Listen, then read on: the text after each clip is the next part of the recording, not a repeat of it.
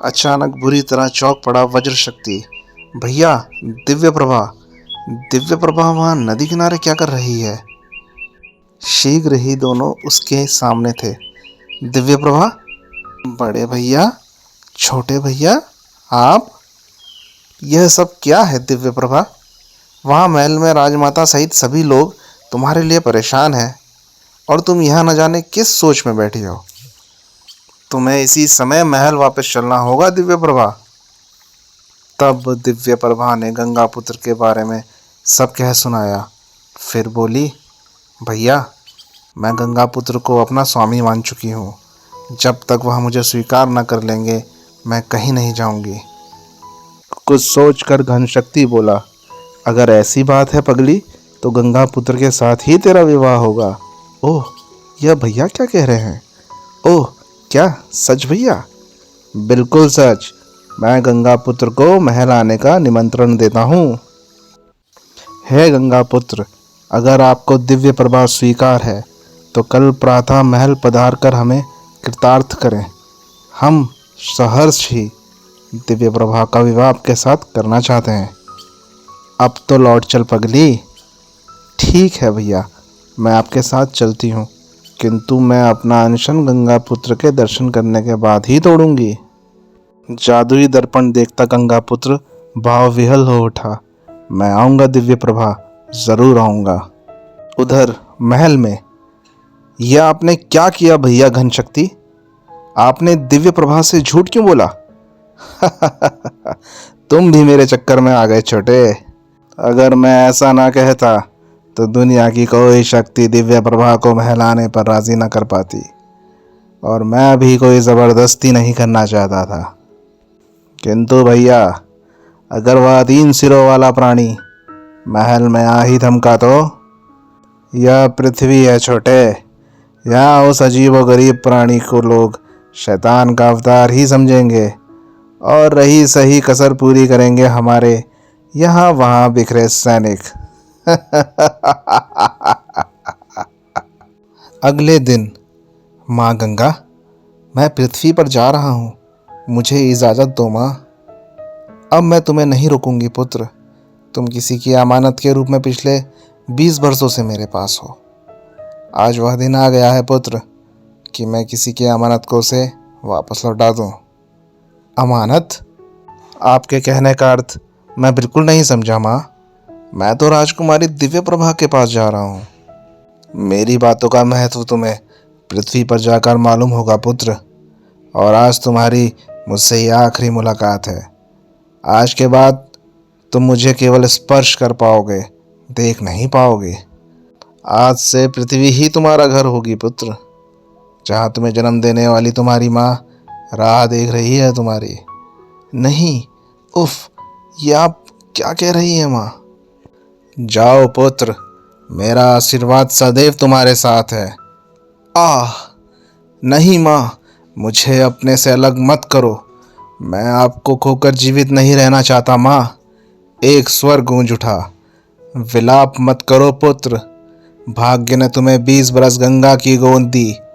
वक्त आ गया है कि अब तुम अपनी जन्म देने वाली माँ के आंसू पोंछो। भारी मन से गंगा पुत्र गंगा का स्पर्श कर चल दिया। ओह, न जाने विधाता ने मेरे भाग्य में क्या लिखा है। कौन है मुझे जन्म देने वाली मेरी असली माँ? कहाँ ढूंढूंगा मैं उसे? चलते चलते सहसा ठिठक कर रुक गया।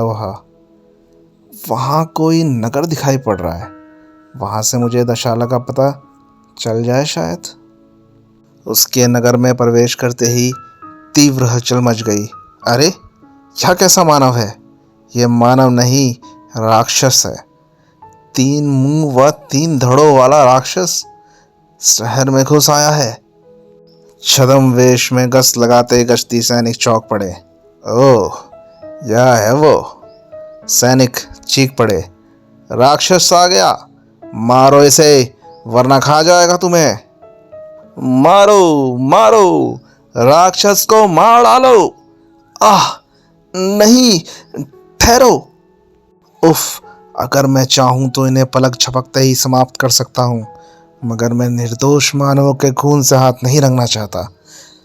तीन मुंह व तीन धड़ों वाला इंसान, ये तो ऐसे इंसान के बारे में मैंने कहीं सुन रखा है। ओह हाँ, यह तो मवाड़ नरेश का वही मनुष्य पुत्र है जिसे महारानी ने नदी में प्रवाहित कर दिया था। इसका मतलब ये बच निकला था। अब मेरी सारी निर्धनता दूर हो जाएगी जब मैं महारानी सरस्वती को उसका पुत्र लौटा दूंगा। इसे जंगल में फेंक आओ, जहां जंगली जानवर इसे नोच कर खा जाएंगे और फिर कभी यह दशाला की ओर टेढ़ी नजर करके देख नहीं सकेगा। सैनिक गंगा पुत्र को वन में पटक कर वापस लौट गए। तब राजकुमार, होश में आओ राजकुमार। ओह, शायद कोई बैलगाड़ी आ रही है। मुझे जल्दी से इसे कंबल उड़ा देना चाहिए। फिर रुको भैया, जरा ठहरो। क्या है? कौन हो तुम?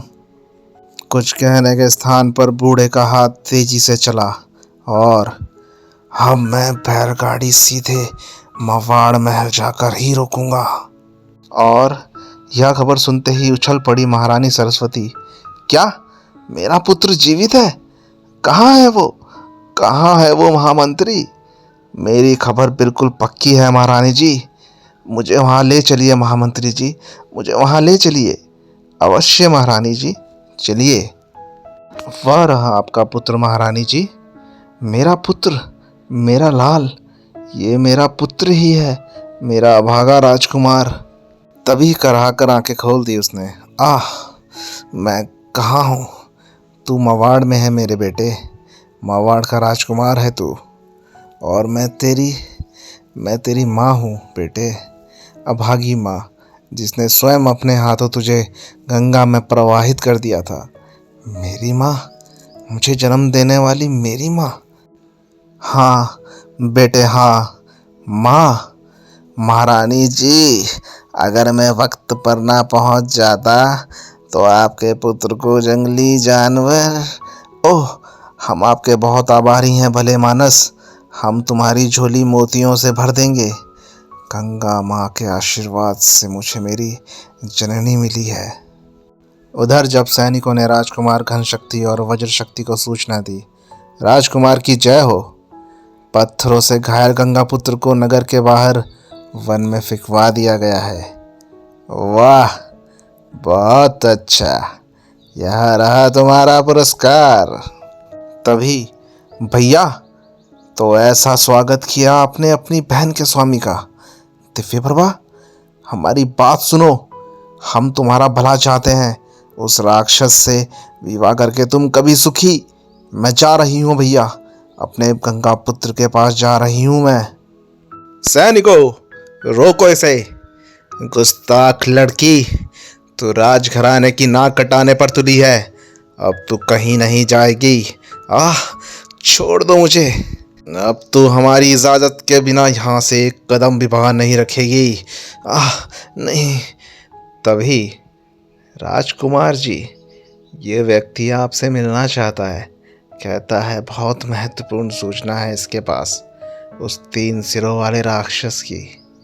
यही अवसर है इनसे भी धन वसूलने का। ओह, मैं ठीक कहता हूँ महाशय। दरअसल वह राक्षस कोई और नहीं, मवाड़ का खोया राजकुमार है। मवाड़ का राजकुमार, जिसके पिता ने हमारे पिता की हत्या की थी। पर तुम कौन हो? मैं... हाँ, बताओ कौन हो तुम? बताता हूँ राजकुमार। मैं पहले मवाड़ का नागरिक था, मगर पिछले कई वर्षों से मैं इस नगर में रह रहा हूँ। वज्र शक्ति ने उसका गला दबाकर उसे लाश में बदल दिया। ले जाओ इस लालची की लाश और चील कुओं के आगे डाल दो। भैया, अब वक्त आ गया है पिताजी की हत्या का बदला लेने का। हम प्रतिशोध अवश्य लेंगे छोटे। उस सपोले को मैं अपने हाथों से मार डालूंगा। फिर एक विशाल सेना के साथ दोनों चल पड़े मवाड़ की ओर। उधर आक्रमण का समाचार शीघ्रता से मवाड़ में फैल गया। दशाला के राजकुमारों का आक्रमण? उफ, उस मनुष्य राजकुमार के नगर में कदम रखते ही पुनः संकट आरंभ हो गए हैं। रानी सरस्वती का कलेजा हिल उठा। नहीं, यह नहीं हो सकता।